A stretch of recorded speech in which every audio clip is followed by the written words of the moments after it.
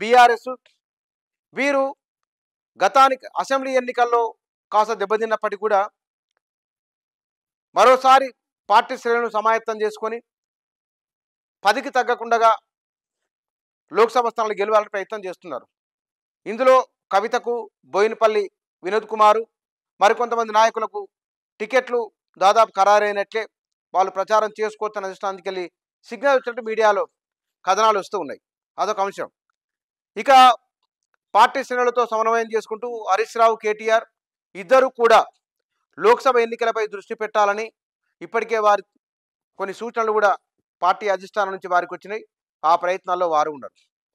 బహుశా అసెంబ్లీ ఎన్నికలు ఎంత ప్రాధాన్యతగా వహించినాయో లోక్సభ ఎన్నికల్లో కూడా తమ వారిని వినిపించేందుకు, వాస్తవానికి ఇది కాంగ్రెస్ పార్టీ అధికారంలోకి వచ్చిన తర్వాత జరుగుతున్న ఎన్నికలైతాయి కాబట్టి ఇవి లోక్సభకు ఆ ప్రభావం ఏ మేరకు ఉన్నది అనేది కూడా తేలే అవకాశం ఉన్నది.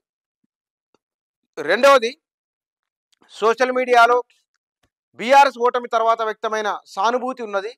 ఈ సానుభూతి ఓట్ల రూపంలోకి మారుతుందా అనేది కూడా మనకు లోక్సభ ఎన్నికల్లో కొంత రిఫ్లెక్ట్ అయ్యే అవకాశం ఉన్నది. తో పాటుగా భారతీయ జనతా పార్టీ పర్ఫార్మెన్సు, మరి నాయకులు బండి సంజయ్ తర్వాత మార్పులు చేర్పులు ఇట్లా చేయకుండా ఉండాల్సింటివి అని వారు అక్కడక్కడ స్టేట్మెంట్ కూడా వచ్చినాయి. ఇవన్నీ అనుకూలించి సానుకూలించి వర్కౌట్ అయితే చూడాలి. ఇప్పటికైతే అందరి దృష్టి, పార్టీల దృష్టి లోక్సభ ఎన్నికలపై ఉన్నది. ఆ కార్యక్రమం చాలా చకచకా వేగంగా జరిగిపోతున్నది.